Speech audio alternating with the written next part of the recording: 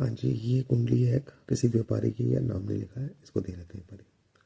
इसमें लगन का स्वामी एक अच्छे घर में 4th हाउस में स्वराशि राशि का होकर बैठा है और वो कर्म स्थान को देख रहा है और क्या कहते हैं 8th हाउस को देख रहा है, देन 12th हाउस को देख रहा है। कर्म स्थान 8th हाउस और को देख रहा है। नॉर्मल कॉम्बिनेशन कुछ खास नहीं, पर बैठा अच्छा है। धन भाव की स्वामी की बात करें तो धन भाव का स्वामी भले ही नीच का हो गया, पर शुक्र चूंकि इसका उच्चनाथ उसके साथ है, तो इस तरह से इसका नीच भी भंग हो रहा है। ठीक है, तो धन और पराक्रम का स्वामी 5th हाउस में बैठा है, एक शुभ स्थान में बैठा है, लाभ स्थान को देख रहा है और धन भाव में उच्च के मंगल को बैठा देख रहा है। लाभ स्थान को देख रहा है, धन भाव में अपनी 10वीं दृष्टि से उच्च के मंगल को देख रहा है। तो ये कॉम्बिनेशन बहुत अच्छा बन गया है शनि की ओर से। ठीक है, और बात करें अगर लाभ भाव की, क्योंकि व्यापारी की कुंडली में ये दो भाव बहुत इंपॉर्टेंट होते हैं। धन भाव हमने डिस्कस कर लिया कि लॉर्ड अच्छा बैठा है, वापस अपने घर को देख रहा है, वहां पे उच्च का मंगल बैठा हुआ है। देन लाभ भाव का स्वामी एक शुभ स्थान में बैठा है और वापस अपने घर को देख रहा है, तो ये लाभ भाव भी मजबूत है। ठीक है, और बात करते हैं अभी मंगल की। मंगल इस लगन में शुभ प्लैनेट है, 5th लॉर्ड धन भाव में बैठा है उच्च का होके। एक तो धन भाव में बैठना अच्छा, ऊपर से उच्च होकर बैठना ना। फिर वो अपनी 4थी दृष्टि से 5th हाउस को देख रहा है, जहाँ पे उसकी अपनी राशि है, और लाभ के स्वामी शुक्र को भी देख रहा है।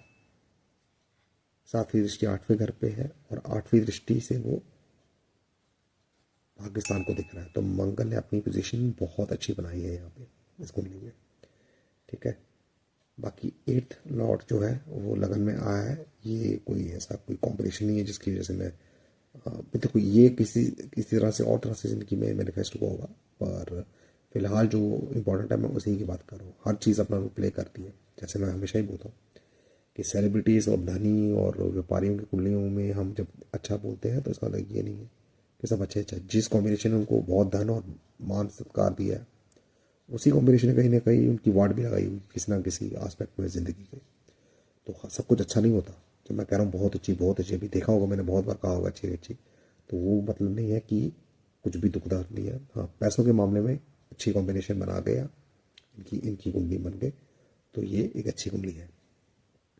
जैसे 8th लॉर्ड का लगन में आना तो अच्छा नहीं होता, तो उसका तो परिणाम उनको ज़िंदगी में आए होंगे, बट फिलहाल हम वही पॉइंट की बात करेंगे जो हमने करने हैं। ठीक है, फिर बात करते हैं भाग्य स्थान का स्वामी।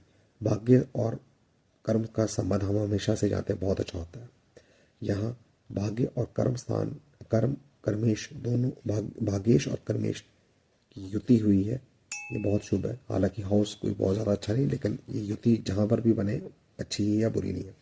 भाग्य और कर्मेश की युति, भाग्येश और कर्मेश की युति हुई है और वो भोग स्थान की ओर देख रहे हैं।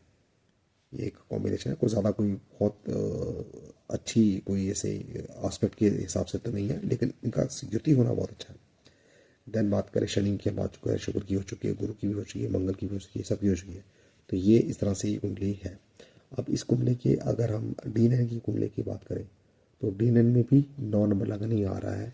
तो ये जो कॉम्बिनेशन थे ये और ज़्यादा मजबूती से हमको देखने को मिलेंगे, क्योंकि इस कुंडली का वज़न बढ़ गया है।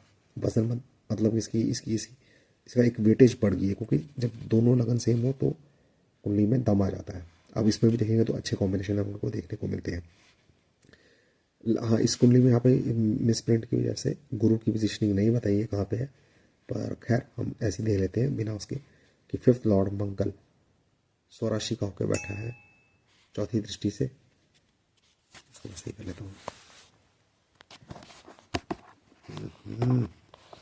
ऐसे चलो देख लेते हैं। 4थी दृष्टि से 9th लॉर्ड को देख रहा है,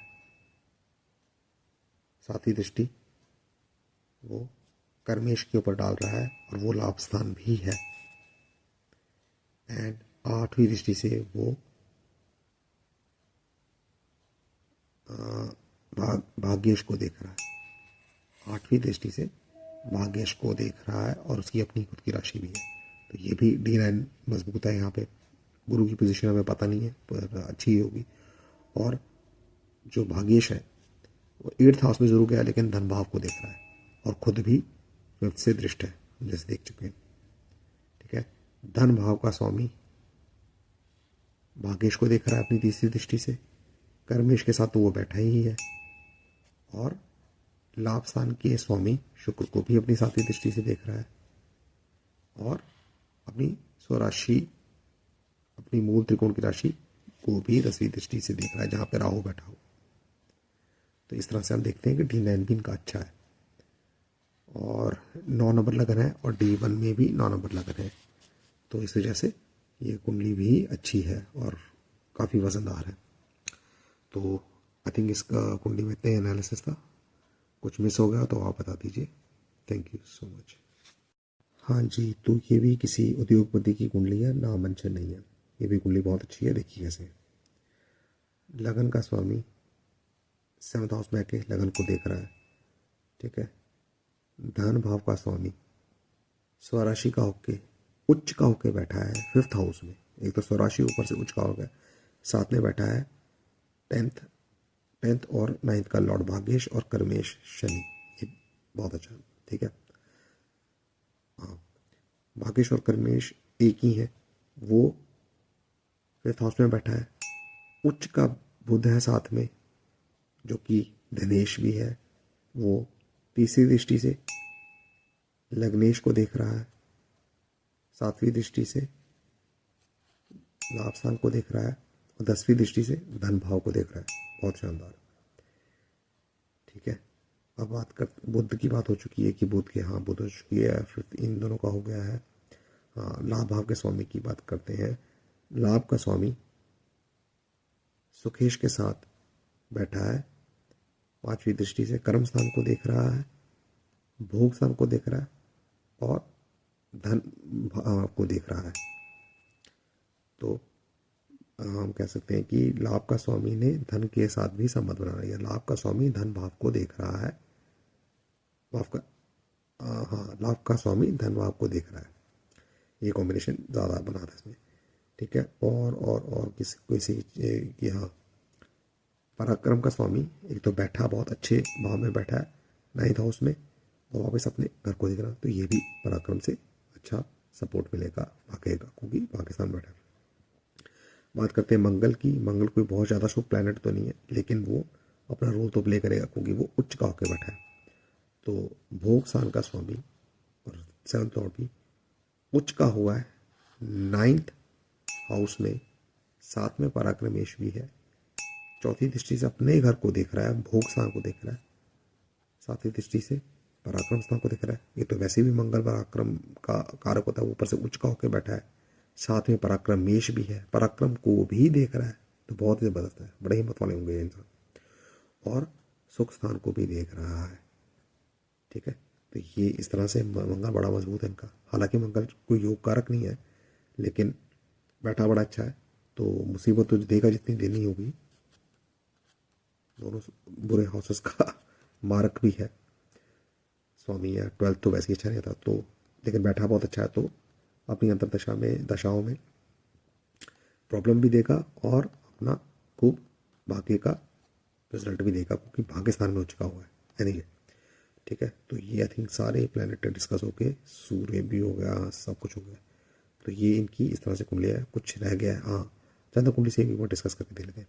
चंद्र कुंडली से देखें तो धन भाव का स्वामी जो कि चंद्र लग्नेश भी है, वो 9th हाउस में बैठा है, वहाँ पे उच्च के बुध के साथ बैठा है।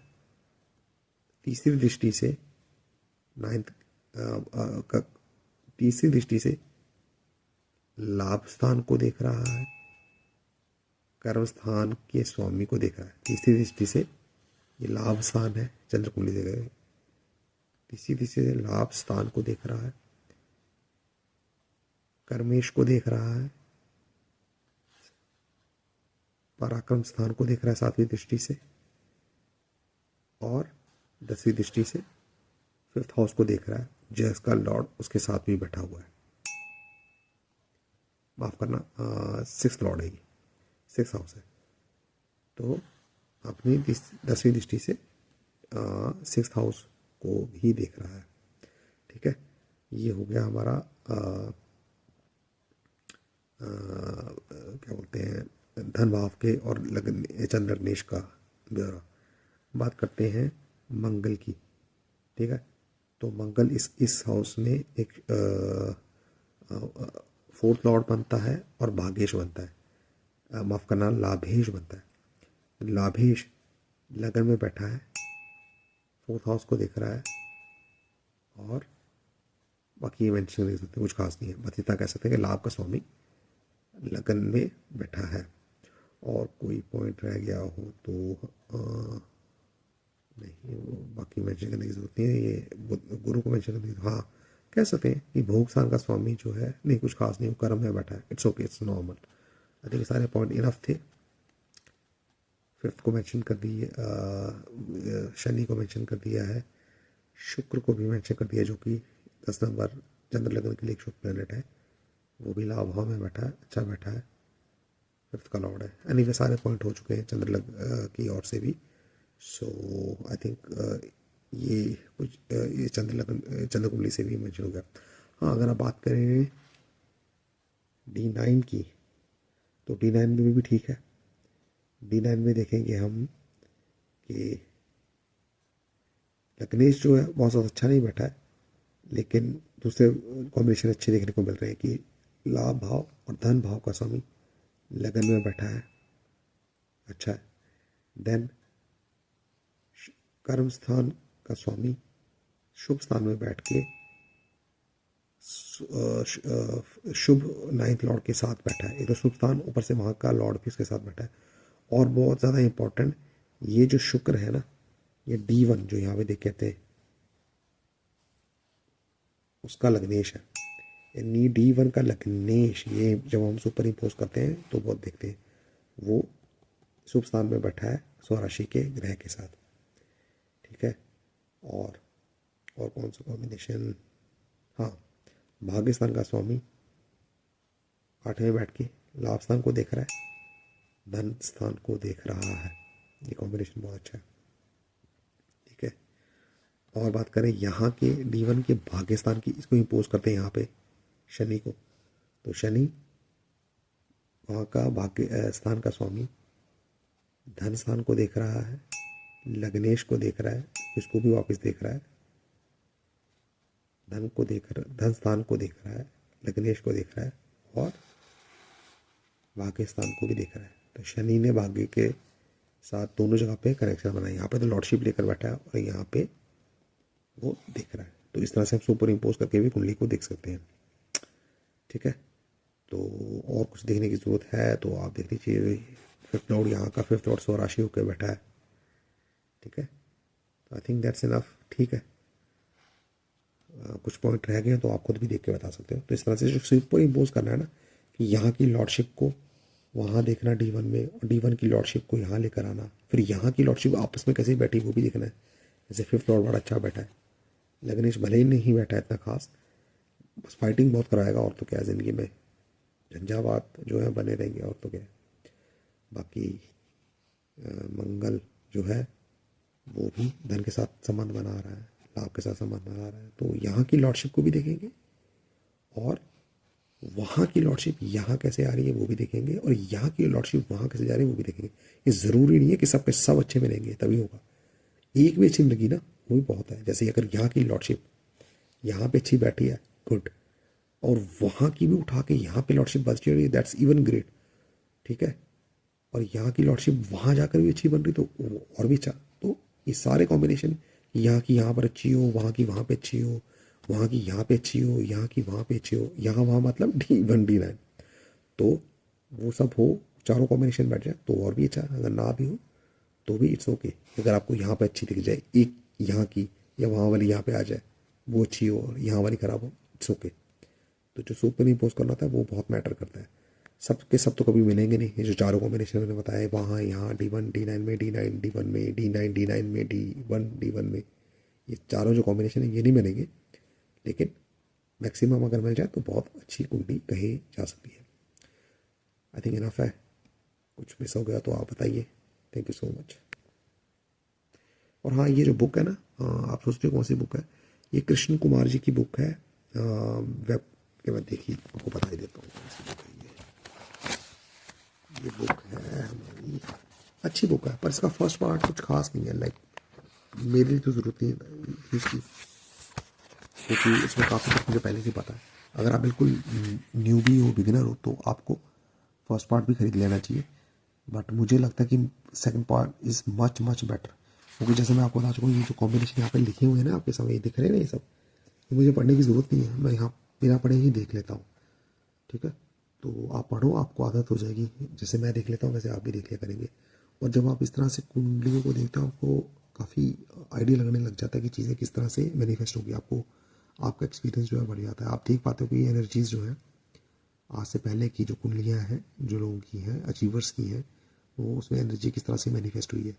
सो आप अच्छे से आपकी कुंडली देखने में थोड़ी शार्प आपकी स्किल्स हो जाती है। बाकी प्रैक्टिस करने के लिए तो बहुत अच्छी है, आप ज़रूर देख लीजिए। बुक का नाम है आजीविका विचार, कृष्ण कुमार जी की बुक है, बहुत अच्छी बुक है, आप ज़रूर लीजिए, मेरे फेवरेट राइटर हैं। और काफ़ी अच्छा, इसमें एक मैंने चीज़ देखी कि एक बहुत अच्छी चीज़ जो इन किताबों को पढ़ने के बाद होती है वो ये कि आपको ये पता लग जाता है कि कोई कॉम्बिनेशन अगर बुरा भी है ना, तो वो इतना भी बुरा नहीं होता। जैसे जैसे यहाँ पे आ गई, यहाँ पे लग्नेश जो है D9 का 6 हाउस में आ गया। नॉर्मली जब नया नया बंदा ज्योतिष में आता है, वो देखता है तो परेशान हो जाता है, सोचता है ये बंदा तो कुछ नहीं कर पाएगा, इसका D9 में चला गया, इसका D9 में या कह लो D1 में भी, इवन 6 हाउस में अगर चला जाए लग्नेश, तो बोलेंगे बहुत बीमारियाँ और रोग रिपूरण में फंसा रहेगा। पर ऐसा ज़रूरी नहीं है, क्योंकि हमने देख लिया व्यापारियों की, अचीवर्स की कुंडलियों में कि उनके D9 या D1 में भी बुरे बुरे कॉम्बिनेशन देखने को मिले, नीच के प्लैनेट देखने को मिले, पता नहीं क्या से क्या बुरे हालात देखने को मिले, लेकिन वो ज़िंदगी में कुछ कर गए। तो एक हौसला सा आता है कि अगर आपकी खुद की कुंडली में भी कोई कमी पेशी है, कुछ अच्छे कॉम्बिनेशन नहीं दिख रहे हैं, या किसी और की कुंडली में, तो आप कह सकते हैं कि नहीं, अगर कोई और ज़िंदगी में अचीव कर सकते हैं कोई मुकाम, एक सो कॉल्ड नेगेटिव कॉम्बिनेशन लेके, तो आप भी या सामने वाला जो आपको कुंडली दिखा रहा है वो भी कर सकता है। तो आपको काफ़ी एक हौसला सा मिलता है बुरी कॉम्बिनेशंस के बीच में भी कुछ अच्छा देख लेने का, या ये देखने का कि कुछ अचीव किया जा सकता है, क्योंकि कोईयों ने, जैसे इन अचीवर्स ने किया है, जो हम इन बुक्स में देखते हैं बड़े दानी मानी लोगों की कुंडलियों में। ठीक है, तो ये मेरा एक एक्सपीरियंस है कि जो मैंने बुक पढ़ने से पाया है कि अगर कोई कॉम्बिनेशन बुरा भी हो ना, तो आपको घबराने की ज़रूरत नहीं है। अगर कोई और हासिल कर सकता है ज़िंदगी में कोई मुकाम बड़ा, तो आप भी कर सकते हैं, या सामने वाला जो जातक है उसी कुंडली में भी कुछ अच्छा हो सकता है। ठीक है ना, तो आपके जो मिथ होते हैं ना कि अगर नीच हो गया तो बस गया काम से बनता, वो ऐसा कुछ नहीं होता है। आप देख सकते हैं, जैसे हमने देखा होगा पिछली कुंडली में, मैंने देखा कि कोई प्लैनेट नीच का है, हालांकि नीच भंग हो रहे होते हैं उनके, पर कई बार नीच भंग नहीं भी हो रहा था, फिर भी वो कुछ अचीव कर जाते हैं।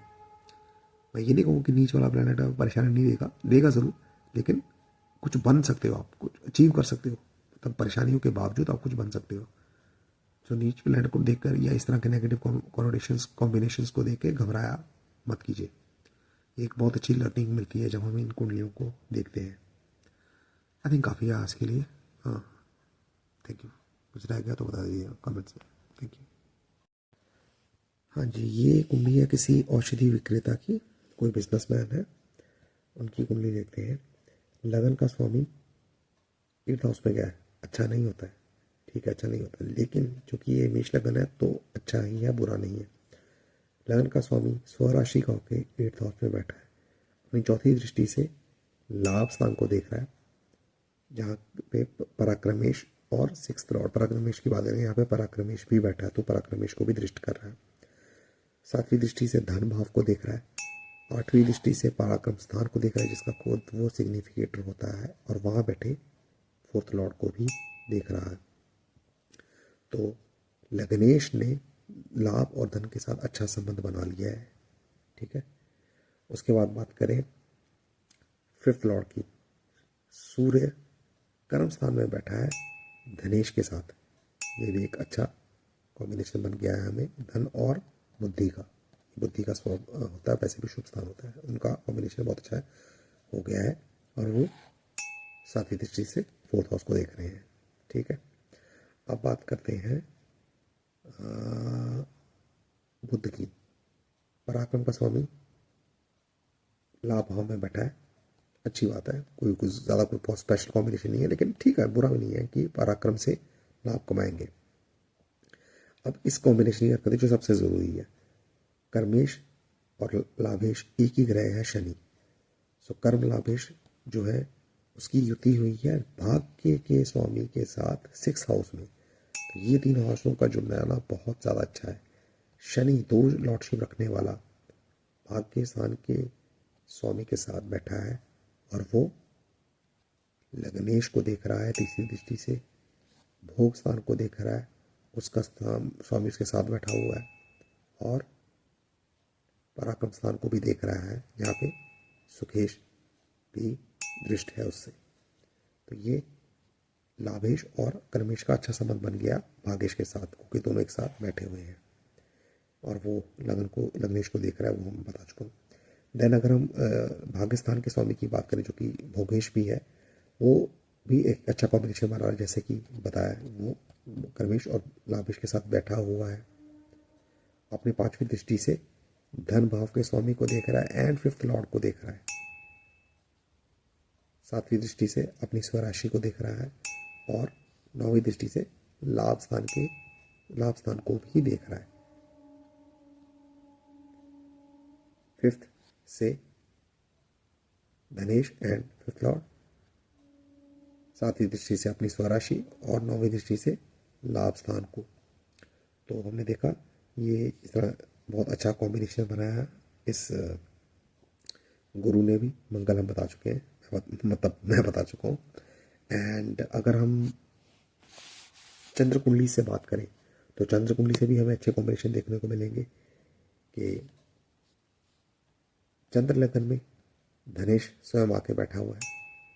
चंद्र लगन में धनेश जो है स्वयं आके बैठा हुआ है।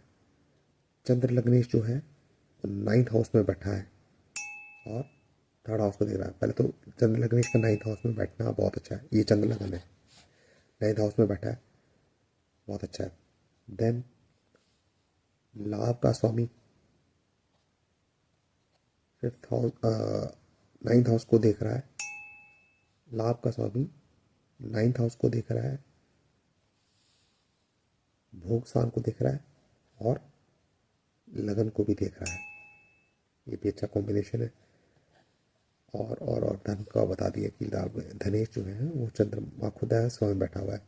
लाभेश भी बता दिया। आई थिंक और कोई पॉइंट इसमें कवर करने की, हाँ आई थिंक इनफ है काफ़ी। और कोई आगे चंद्रमा से ये 3rd हो गए, 3rd पराक्रमेश हो गया, ये वैसे 5th लॉर्ड जो है वो 8th बैठा हुआ है और हाँ 5th लॉर्ड भी जो है वो 8th हाउस में बैठ के धन भाव को देख रहा है। तो ये भी अच्छा कॉम्बिनेशन है।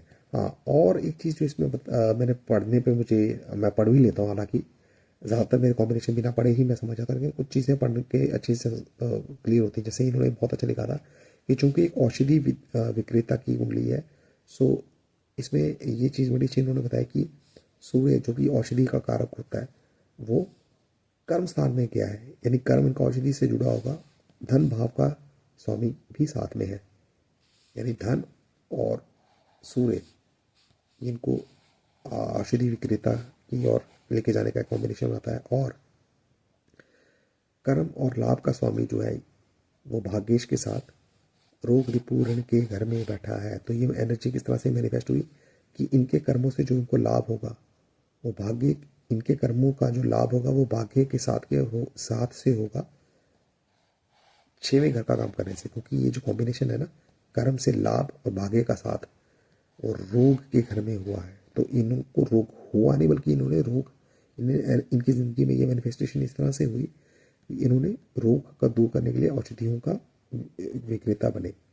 कर्म से लाभ हुआ भाग्य के साथ के कारण, क्योंकि 6 नंबर के रोग को इन्होंने डील किया औषधि के तौर पे, औषधि बनाने के तौर पे, जो कि यहाँ पे भी लिखा हुआ है। ध्यान से देखेंगे आप तो पाएंगे औषधि कारक सूर्य की युति धनेश शुक्र के साथ हुई, दशम भाव में हुई है। दशमेश लाभेश शनि की युति भागेश गुरु के साथ स्पष्ट रोग स्थान में हुई है। इसी कारण जातक जो है उन्होंने औषधियों का व्यापार किया और आजीविका और धन पाने में समर्थ हुए। तो ये पॉइंट मुझे बड़ा अच्छा लगा था। कर्म और लाभ जुड़े भाग्य के साथ।